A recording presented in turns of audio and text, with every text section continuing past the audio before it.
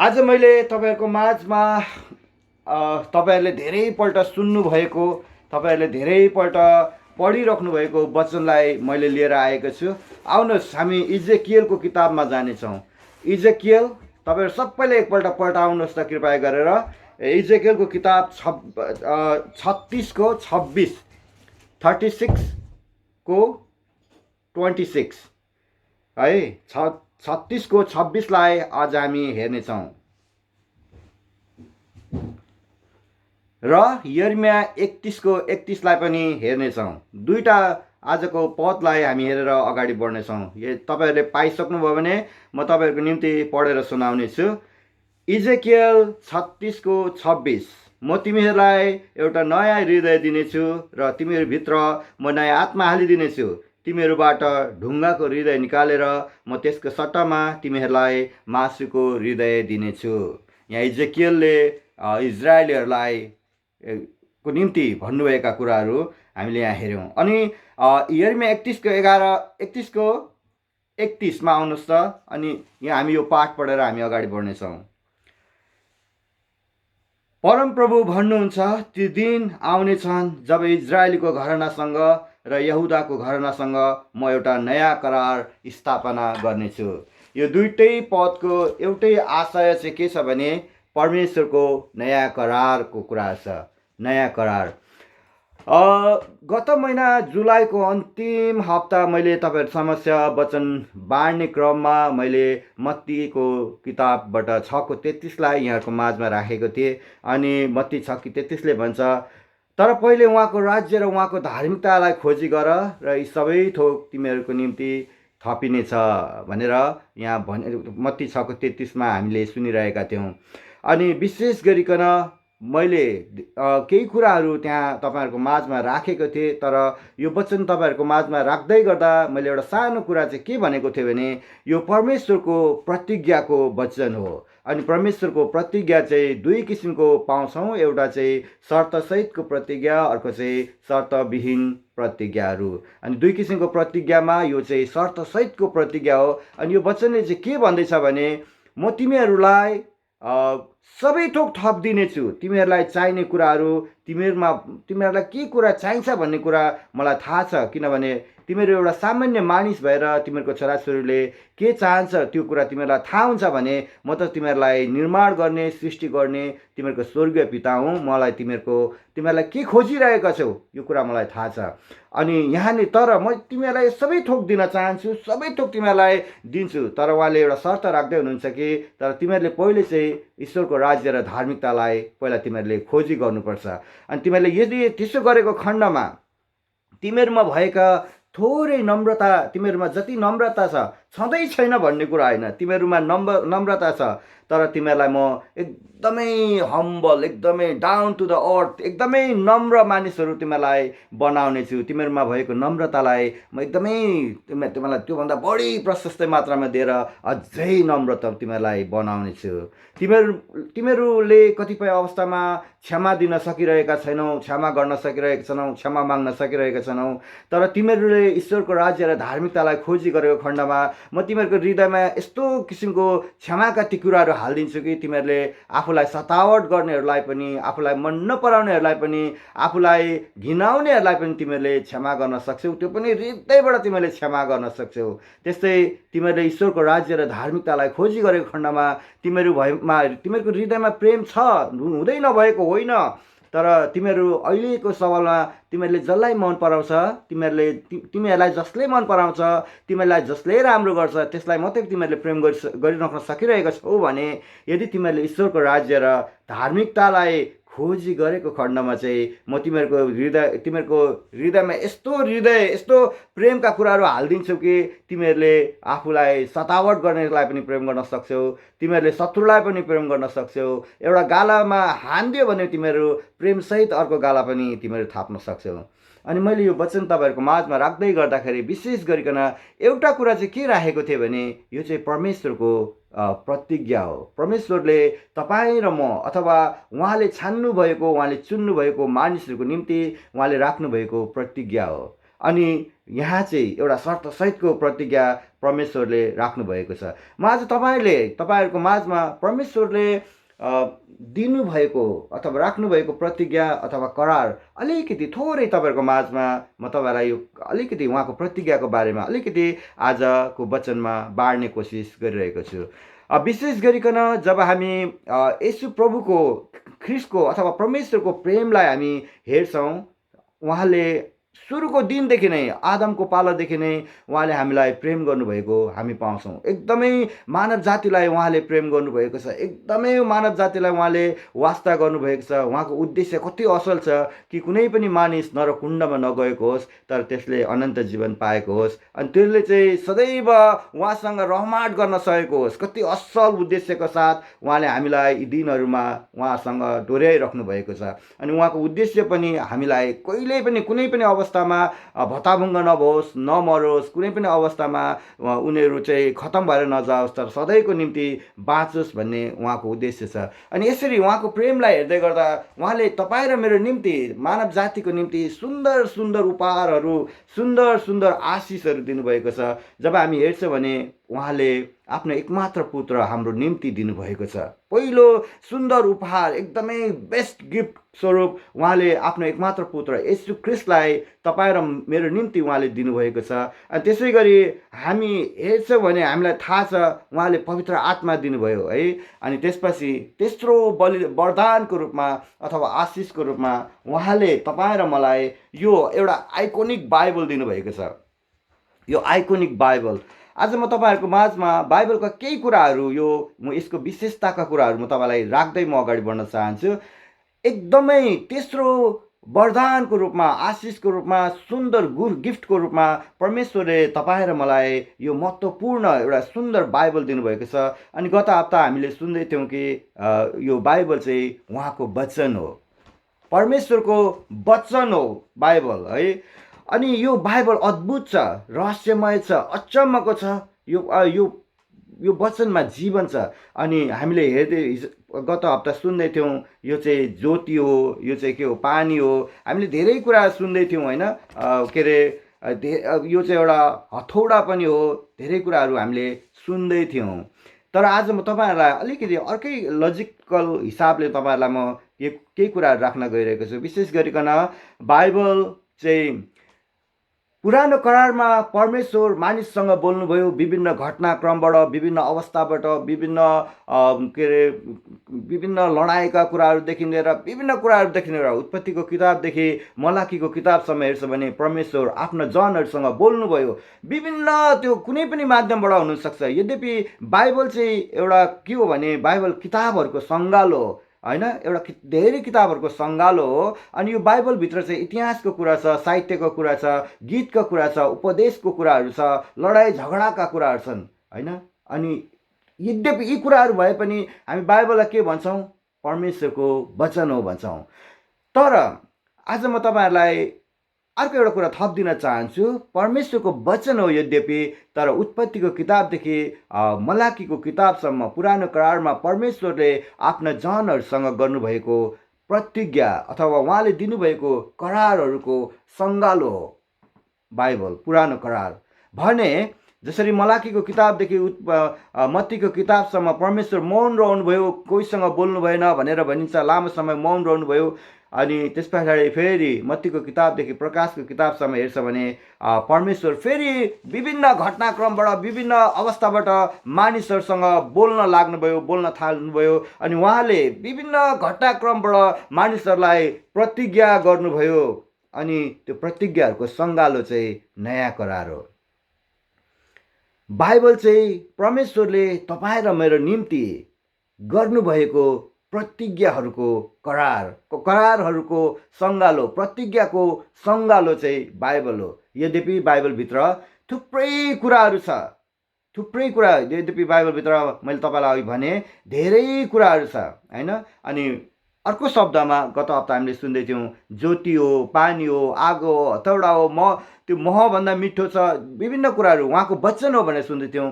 तर मैले तपाईँलाई आज भनेको कुरा चाहिँ परमेश्वरको प्रतिज्ञाको सङ्गालो अथवा उहाँले तपाईँ र मेरो निम्ति राखिदिनु भएको करारहरूको सङ्गालो चाहिँ बाइबल हो। अनि यो बाइबलको थुप्रै विशेषता छ होइन। अनि म तपाईँहरूलाई केही कुराहरू राख्न चाहन्छु, जस्तै कि यसमा चाहिँ 66वटा किताबहरू छ, सबै गरेर 66 किताब छ। 39वटा पुरानो करारमा छ, नयाँ करारमा 27वटा किताब छ होइन। पाउल स्वयं आफैले 13वटा किताब लेखे भनिएको छ। अनि हिब्रूको किताबसँग जोड्यो भने पाउल स्वयंले 14वटा किताब लेख्यो भनेर भनिएको छ। टिप्पणीहरूमा हेऱ्यो भने 36 देखि 40जना लेखकहरू उल्लेख गरिएको छ। यद्यपि यो एकै समयमा नभएर लामो समय लगाएर लेखिएको किताब, अनि 1600 वर्ष लाग्यो भनेर भनिएको पाइन्छ होइन। यद्यपि हामी बाइबल जस्तै पावलले 13वटा किताब लेख्नुभयो अथवा हिब्रूसँग 14वटा किताब लेख्नुभयो, तर बाइबलको लेखक को भनेर भन्यो भने पावल चाहिँ होइन, अथवा ती सबै 34देखि 36देखि 40जना लेखक होइन। यो चाहिँ परमेश्वरको आत्मामा परमेश्वरले आफ्ना जनहरूलाई अनि त्यो लेख्नको निम्ति एउटा साधनको रूपमा प्रयोग गर्नुभयो। आफ्ना मानिसहरूलाई त्यो बाइबल लेख्नको निम्ति प्रयोग गर्नुभयो, एउटा भाँडाको रूपमा प्रयोग गर्नुभयो। अनि परमेश्वरको आत्माको अगुवाईमा ती मानिसहरूले बाइबल लेखे। अनि बाइबलको लेखक चाहिँ परमेश्वर स्वयं आफै हुनुहुन्छ। अनि यो लामो समय लगाएर लेखिएको, अनि यसको विशेषता हेर्छौँ भने एकदमै धेरै विशेषता छ। पहिलोपल्ट छापाखानामा छापिएको किताब, धेरै सबैभन्दा संसारमा धेरै बिक्री हुने, संसारमा सबैभन्दा धेरै भाषामा अनुदित भएको है, यस्ता थुप्रै कुराहरू बाइबलको विशेषताहरू हामी पाउँछौँ। अनि मैले तपाईँलाई भन्दै थिएँ बाइबल चाहिँ 2टा करारमा विभाजित छ। आजको दिनमा 21औं शताब्दीको यो समयमा हामी 2टै करारलाई हामी हेरिरहेका छौँ। यद्यपि नयाँ करार र पुरानो करारमा परमेश्वरले दिने आशिष, परमेश्वरको स्वभाव एकदमै हामी फरक पाउँछौँ। पुरानो करारमा हामी हेर्छौँ भने परमेश्वरको स्वभाव कस्तो किसिमको हुन्थ्यो? उहाँले अटेरी गर्नेहरूलाई न्याय गर्नुहुन्थ्यो, मृत्युसम्म पुर्याउनुहुन्थ्यो होइन। उहाँले थप्पड लाउनुहुन्थ्यो। पुरानो करारमा उहाँको स्वभाव त्यस्तो थियो भने उहाँले दिने आशिषहरू कस्तो हुन्थ्यो? प्राय गरेर सबै आशिषहरू भौतिक आशिषहरू हुन्थे होइन। म तिमीहरूलाई दूध र मह बग्ने देशमा पुर्याउनेछु, म तिमीहरूलाई कनान देश पुर्याउनेछु, तिमीहरूलाई म युद्धमा विजय तुल्याउनेछु, तिमीहरू जाति जातिमा तिमीहरूलाई प्रसिद्ध तुल्याउनेछु, तिमीहरूले यहाँदेखि टेकेको भूभाग जग्गा जमिन म तिमीहरूलाई दिनेछु, भेडा बाख्रा दिनेछु। पुरानो करारमा परमेश्वरले त्यस्तो किसिमको आशिष दिनुहुन्थ्यो अनि उहाँको स्वभाव पनि फरक थियो। तर नयाँ करारमा आउने बित्तिकै हेर्नुहोस् है, नयाँ करारमा आउने बित्तिकै परमेश्वरको स्वभावमा परिवर्तन आएको छ। उहाँ क्षमा गर्ने, अनुग्रही, दयालु, प्रेमिलो, पटक पटक हामी लड्दा पनि उहाँ हामीलाई उठाइराख्नुहुने, पटक पटक हामीलाई गल्ती गर्दा पनि हामीलाई उहाँ क्षमा गरिराख्ने, यस्तो किसिमको उहाँको स्वभावमा परिवर्तन आएको हामी पाउँछौँ नयाँ करारमा आएर। अनि नयाँ करारमा आएर उहाँको आशिषहरू हेर्यो भने, यद्यपि उहाँले भौतिक आशिष दिनुहुन्न भन्ने होइन, आजकल कतिपय प्रस्परस गस्पलको कुराहरू आएको छ है, तर हामी त्यसलाई ठाडै इन्कार गर्ने भन्ने कुरा होइन। तर हेर्नुहोस्, जब नयाँ करारमा आइसकेपछि परमेश्वरले अघि इजेकियलको किताबमा भनेको जस्तो नयाँ हृदय, ढुङ्गाको हृदयलाई मासुको हृदयमा परिवर्तन गरिदिने छु भनेर इजेकियलको किताबमा भनेको छ। अनि त्यो चाहिँ नयाँ करार हो भनेर पनि लेखिएको छ। हेर्नुहोस्, नयाँ करारमा आएर परमेश्वरको आशिष, तिमीहरूले संसार हात पारेर आत्मा गुमायो भने के लाभ होइन। मत्ती 6:16-26 लेखिएको छ, तिमीहरूले संसार हात पार्यौ, तिमीहरू बिल गेट्स भन्दा धनी भयो, तिमीहरू बुर्नाईको सुल्तान भन्दा धनी भयो, अरबका राजकुमारहरू भन्दा धनी भयो, नेपालका शेष घले भन्दा धनी भयो, अथवा चाइनाका बिलिनियरहरू भन्दा धनी भयो, तिमीहरू धनी भयो, प्रशस्तै कमायो, तर तिमीहरूले आत्मा गुमायो भने के लाभ। यहाँ नयाँ करारमा आएपछि के देखिन्छ भने, नयाँ करारमा आएपछि परमेश्वरको आशिष चाहिँ हिजोको दिनको जस्तो, तिमीहरूलाई म विजय दिनेछु, तिमीहरूलाई म यो दिनेछु, त्यो दिनेछु, तिमीहरूलाई म प्रसिद्ध तुल्याउनेछु, तिमीहरूलाई म विजय तुल्याउनेछु, तिमीहरूलाई टिकेको भूभागदेखि यो सबै भूभाग दिनेछु, यस्तो किसिमको आशिषहरू छैन। तर नयाँ करारमा आउने बित्तिकै उहाँको आशिष चाहिँ के छ भने आत्मिक आशिष, हृदयको कुरा छ। अघि हामीले पढेको वचन जस्तै एकदमै हृदयको कुरा, इजेकियल 36:26 भने जस्तै एकदमै हृदयको कुरा। उहाँले के भन्नुहुन्छ, तिमीले संसार हात पारेर पनि आत्मा गयो भने तिमीलाई केही लाभ हुनेवाला छैन, होइन।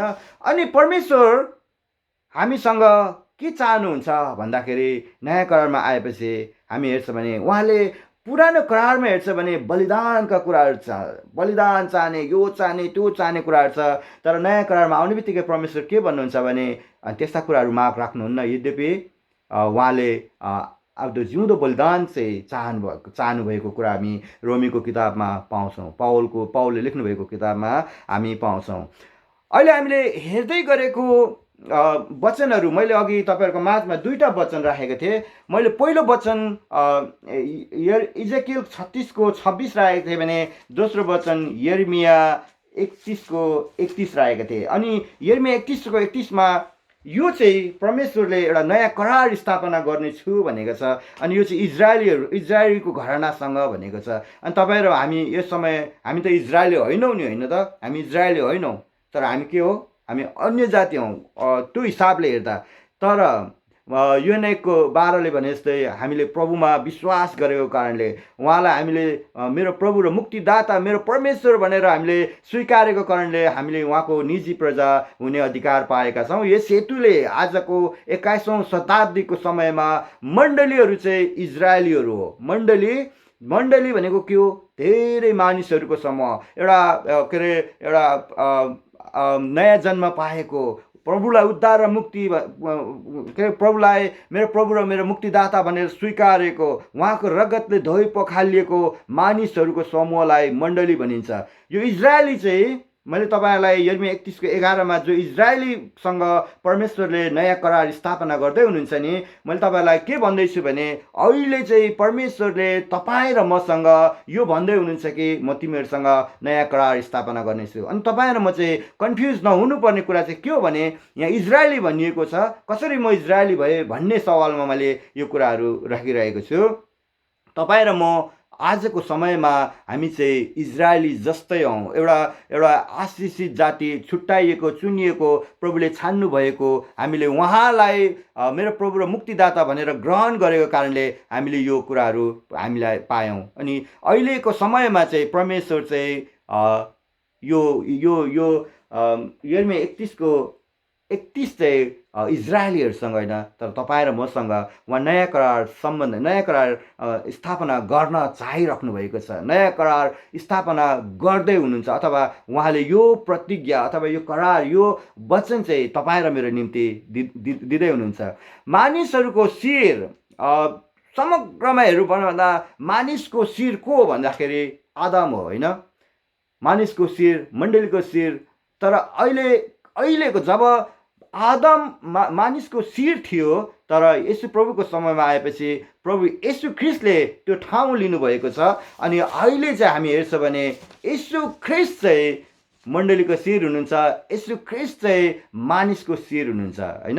अनि यस कारण यो यसरी हेर्दाखेरि चाहिँ आदमको स्थान लिनुभएको कारणले, होइन, आज मण्डलीले परमेश्वरको जनको रूपमा पनि इजरायलीहरूको स्थान पायो।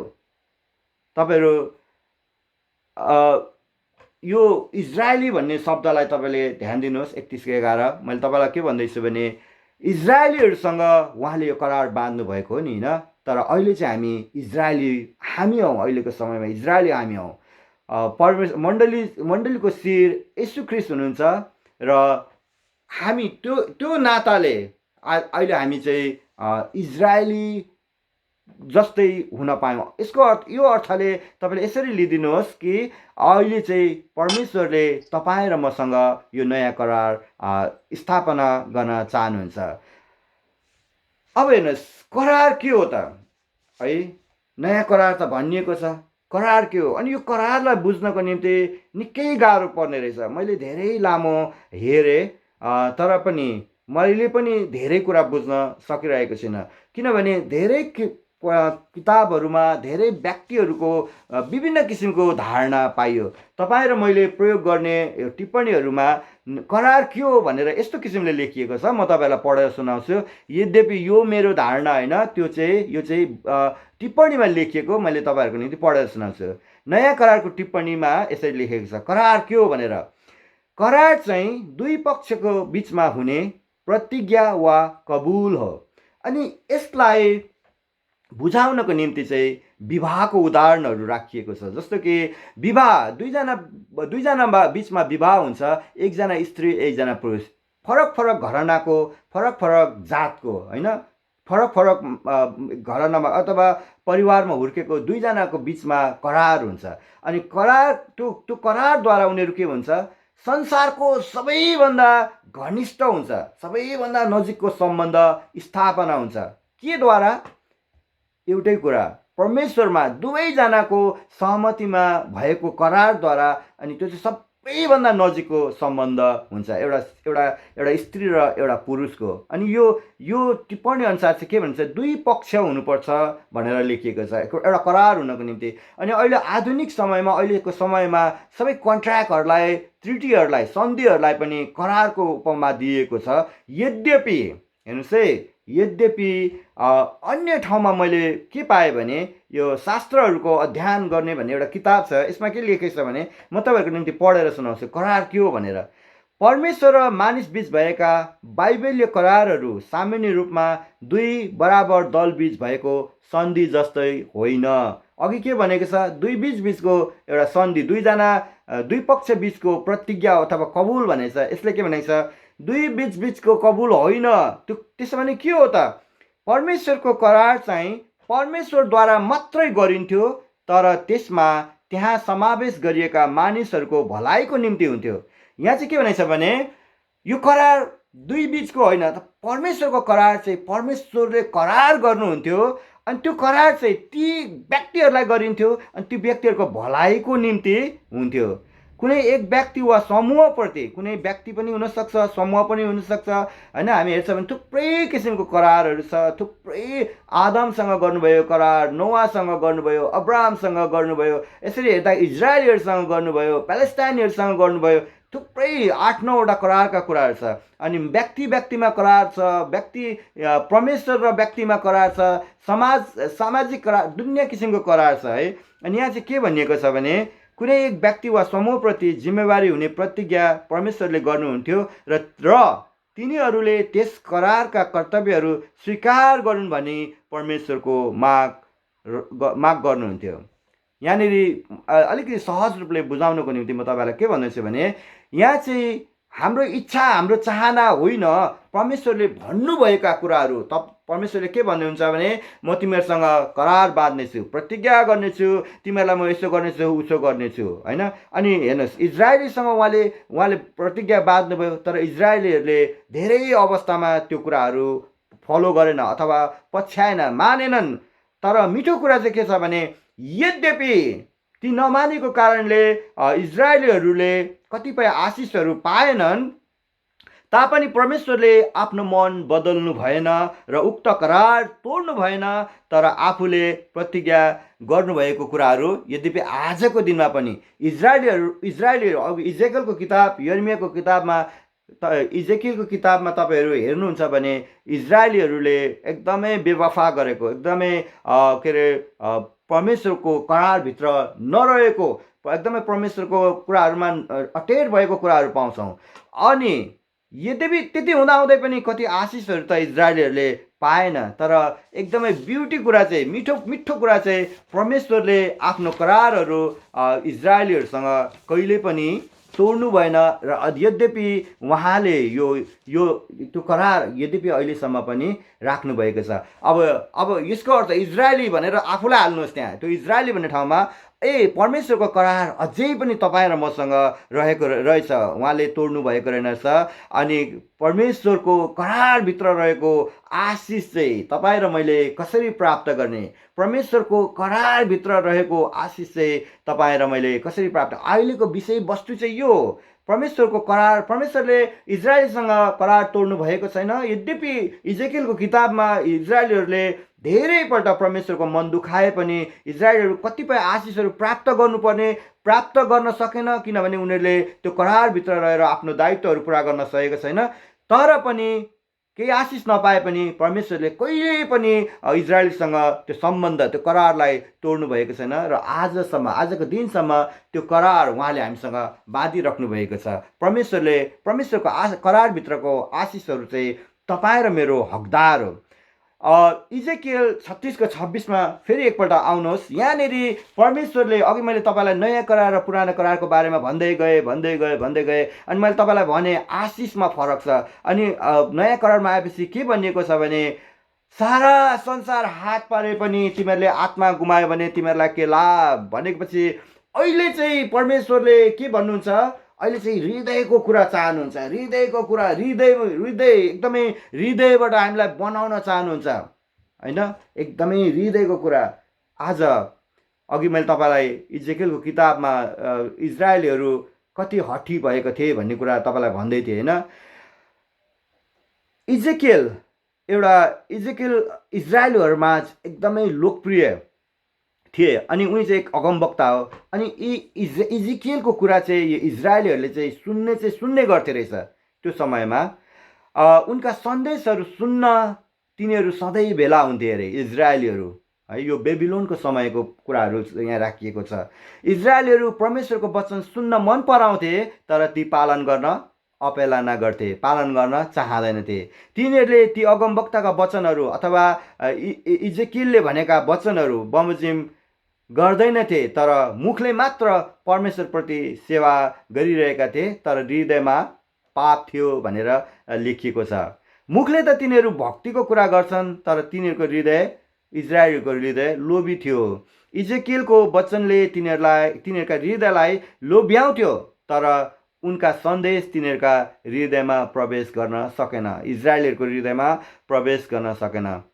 परमेश्वरले इजरायलीलाई उनीहरूको पापबाट शुद्ध पार्नु। अब यहाँनिर आएपछि चाहिँ के भन्दै हुनुहुन्छ भने, ती पापी इजरायली, ती हठी इजरायलीहरूलाई अब शुद्ध पार्ने प्रक्रियामा छ। अलिकति अगाडि गयो भने म तिमीहरूलाई शुद्ध पानी छर्किदिनेछु, तिमीहरू शुद्ध हुनेछौ, यस्तो कुरा छ। यहाँनिर हेर्नुहोस् 25 म तिमीलाई शुद्ध पानी छर्किदिनेछु र तिमीहरू शुद्ध हुनेछौ, तिमीहरूका सबै अशुद्धतादेखि र तिमीहरूका सबै मूर्तिहरूदेखि म तिमीहरूलाई शुद्ध तुल्याउनेछु। इजरायलीहरूलाई भन्दै हुनुहुन्छ, मूर्तिदेखि, तिमीहरूको मूर्तिदेखि म तिमीहरूलाई शुद्ध तुल्याउनेछु होइन। यहाँनिर हामीले हेर्नुपर्ने कुरा 26 हेर्नुपर्ने कुरा, अब तपाईँ र म इजरायली हौँ भने, अघि तपाईँलाई मैले इजरायली हौँ त भने होइन, अनि हामीसँग नयाँ करार स्थापना गर्छु भनेर परमेश्वरले भन्नुभएको छ। तर इजरायलीहरूको हालत त त्यस्तो पो पाइयो त। हेर्नुहोस् त आज तपाईँ र मेरो अवस्था के छ। अब यो जाँच्ने समय आएको छ। तपाईँ र मेरो हृदय कस्तो छ? तपाईँ र मेरो हृदय नयाँ भएको छ, नयाँ आत्मा हालिदिन्छु भनेर परमेश्वरको प्रतिज्ञा हो। उहाँले नयाँ हृदय दिन्छु भनेर परमेश्वरको प्रतिज्ञा हो। तपाईँ र मेरो हृदय कस्तो छ? तपाईँ र मेरो अहिले पनि ढुङ्गाकै हृदय छ अथवा तपाईँ र मेरो मासुको हृदय छ? आज प्रश्न चाहिँ यो छ। यदि अब तपाईँ र मलाई परमेश्वरले प्रतिज्ञा गर्नुभएको त्यो आशिष, त्यो मासुको हृदय तपाईँ र मेरो हृदयमा हो भने तपाईँ र मेरो व्यवहार पनि त्यस्तै हुन्छ। के हामी पनि इजरायलीहरूको जस्तै अवस्थामा छौँ अथवा कस्तो अवस्थामा छौँ? तपाईँ कस्तो अवस्थामा हुनुहुन्छ, म कस्तो अवस्थामा छौँ? आज चाहिँ हामी जाँच्ने समय हो। आज तपाईँ र म चाहिँ परमेश्वरले चाहनु भएको कुरा, उहाँको प्रतिज्ञा चाहिँ तपाईँ र म सबैजनालाई हाम्रो यो ढुङ्गाको हृदयलाई मासुको हृदय दिने हो नि त होइन, नयाँ आत्मा हालिदिने हो नि। अब यदि तपाईँ र म भित्र अब जाँचौँ, हामीमा नयाँ स्वभाव, हामीमा धार्मिकताको स्वभाव, हामीमा धन्यवादी हुने स्वभाव छ। धन्यवादी तपाईँ कति गनगन गर्नुहुन्छ अथवा म कति गनगन गर्छु, यो आफ्नो ठाउँमा छ। हामी जाँचौँ किनभने परमेश्वरले त तपाईँ र मलाई उहाँको करारभित्र, उहाँको प्रतिज्ञाभित्र थुप्रै आशिष राखिदिनु भएको रहेछ। हाम्रो हृदयलाई नयाँ बनाइदिन्छु भन्दै हुनुहुन्छ, ढुङ्गाको हृदयलाई मासुको हृदय दिन्छु भन्दै हुनुहुन्छ, नयाँ आत्मा दिन्छु भन्दै हुनुहुन्छ। आज जाँचौँ, यदि तपाईँ र म धन्यवादी को हृदय छ भने आज हामी कसैलाई क्षमा गर्न हच्कचाउँदैनौँ। आज हामी क्षमा हृदयदेखि क्षमा गर्छौँ, मुखले र त्यो नक्कली क्षमा होइन, तर एकदमै हृदयबाट क्षमा गरेर हामी अङ्गालो हार्न सक्छौँ। यदि हामी प्रेम गर्न सक्छौँ, हामी हाम्रो आफ्नो भाइलाई, लडेको भाइलाई हामी प्रेम गर्न सक्छौँ, अथवा हामीलाई सतावट गर्नेलाई पनि हामी प्रेम गर्न सक्छौँ, हामी वास्ता गर्न सक्छौँ भने कसैलाई अब एउटा वास्ताको हृदय, सहायता र सहयोग गर्ने हृदय, अनि प्रशस्ततामा दिने हृदय, प्रार्थना गर्ने हृदय, आराधना गर्ने हृदय, यो चाहिँ के हो? मासुको हृदय, परमेश्वरले दिन्छु भनेको प्रतिज्ञा गर्नुभएको हृदय। अब आज हामी प्रार्थनाको जीवन, आज प्रार्थना गर्ने हृदय, आराधना गर्ने हृदय, अनि यस्तो किसिमको हृदय तपाईँ र ममा छ कि छैन? आज परमेश्वरको करारभित्र रहेको आशिषहरू तपाईँ र मैले बटुल्न सकिरहेको छैनौँ। आज पनि तपाईँ र म एक आपसमा क्षमा गर्न नसकेर, होइन, अब एक आपसमा प्रेम गर्न नसकेर, एकदमै धन्यवादी हुन नसकेर हामी त्यसैमा छौँ भने हिजोको त्यो इजेकियलको समयमा त्यो इजरायलीहरूको जस्तै अवस्था हो यो। आज हामी त्यहाँबाट निक्लिनुपर्छ। हामीलाई त परमेश्वरले उहाँको करारभित्र रहेको आशिषमा हामीलाई लान चाहनुहुन्छ, प्रभुमा रमाउने, खुसी हुने, आनन्द गर्ने, होइन, अनि प्रभुमा चाहिँ एकदमै धन्यवादी हुने भएको परमेश्वर हामीमा चाहनुहुन्छ। आज तपाईँ र मेरो उत्तरदायित्व, तपाईँ र मेरो जिम्मेवारीमा तपाईँ र म अघि त्यो इजरायलीहरू जस्तै सुन्ने र पालना नगर्ने, होइन, वचन चाहिँ सुन्ने, इजेकियलले भनेका कुराहरू पनि सुन्ने, सुन्नु त सुन्ने, तर पालन गर्न भनेपछि पिटिकै पालन नगर्ने। अब हामी त्यस्तो होइन, तर अबको दिनमा चाहिँ परमेश्वरको करारभित्र रहेको, उहाँको प्रतिज्ञाभित्र रहेको आशिषहरू प्राप्त गर्नको निम्ति अब हामी चाहिँ परिवर्तन भएर, होइन, हामी चाहिँ उहाँमा रहेर हामी चाहिँ अगाडि बढ्न सकौँ। एकले अर्कालाई उत्साह दिउँ, एकले अर्कालाई प्रेम बाटौँ, एकले अर्काकोलाई प्रार्थनामा सहयोग गरौँ। यसो गरेको खण्डमा मलाई लाग्छ परमेश्वरले तपाईँ र मेरो जीवनमा पक्कै पनि प्रशस्तै आशिष दिनुहुनेछ। धन्यवाद। जय मसीह।